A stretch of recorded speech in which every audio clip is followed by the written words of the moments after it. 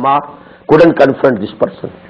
But you know, there is a very beautiful couplet from Allama Iqbal. खून Israel आ जाता है आखिर जोश में, तोड़ देता है कोई मूसा तलिस्म सामरी.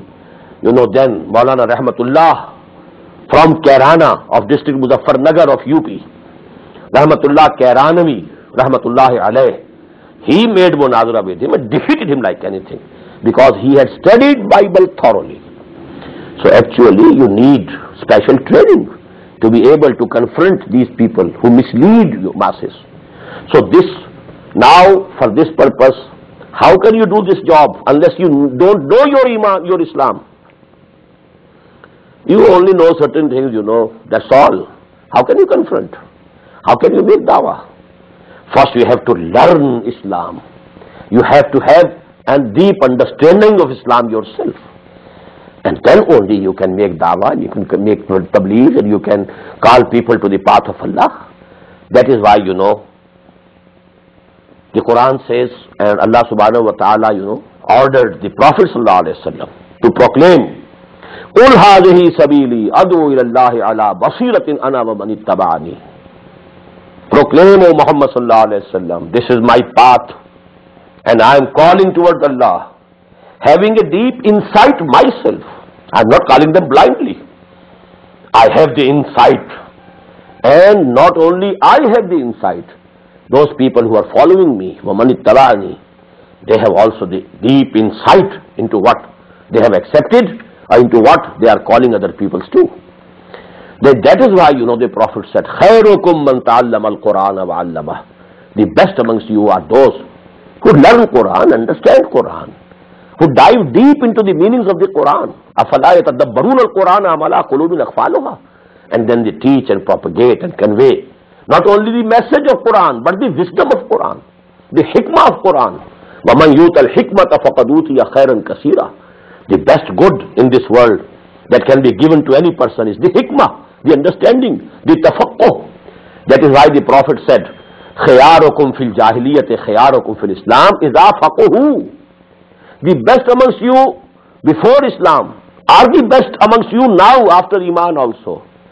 But if they have the tafaqquh, the deep understanding, the insight into what is Islam, what is Iman, what are the principles underlying Sharia, how is it interrelated logically? This is a whole system, organic whole. Unless you have that deep understanding, how can you convey the message? How can you call people, especially intellectuals, those who have their own ideologies? You can't call them. And let me in the end quote a hadith. The Prophet said, "Man jahul mautu wa huwa yatlubul ilma liyuhyiya bihil islama fa bainahu wa bain an-nabiyyina darajatun wahidatun fil jannah." It is included in the Mishkatul Masabih, Kitabul Ilm, the third, you know, chapter of Kitabul Ilm. This hadith is given there. To whomsoever death comes in a state, in a condition that he was still learning deen, he was getting knowledge, but the sole purpose before him for getting this knowledge, for all this learning, was to revive Islam.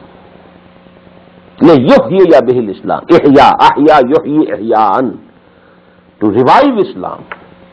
That was the sole goal before him, sole aim before him. That was his aim, objective. He wants to work for the revival of Islam. For the revival of Islam, he has to teach Islam. He has to convey Islam. He has to convey the message of Allah at those three levels. At the level of hikmah, at the level of mau'izah, at the level of jidal al-hasana. So he must have knowledge and understanding himself. So he's doing it. And he is still doing it. And that comes. He has not finished. He has not started his mission. And the death has come to him. The Prophet said, فَبَيْنَهُ وَبَيْنَ النَّبِيِّينَ دَرَجَةٌ وَاحِدَةٌ فِي الْجَنَّةِ. In Jannah, in paradise, there will be only difference of one level between him and the prophets of Allah. Alayhi salatu wassalam. Aw kama qala sallallahu alayhi wa sallam.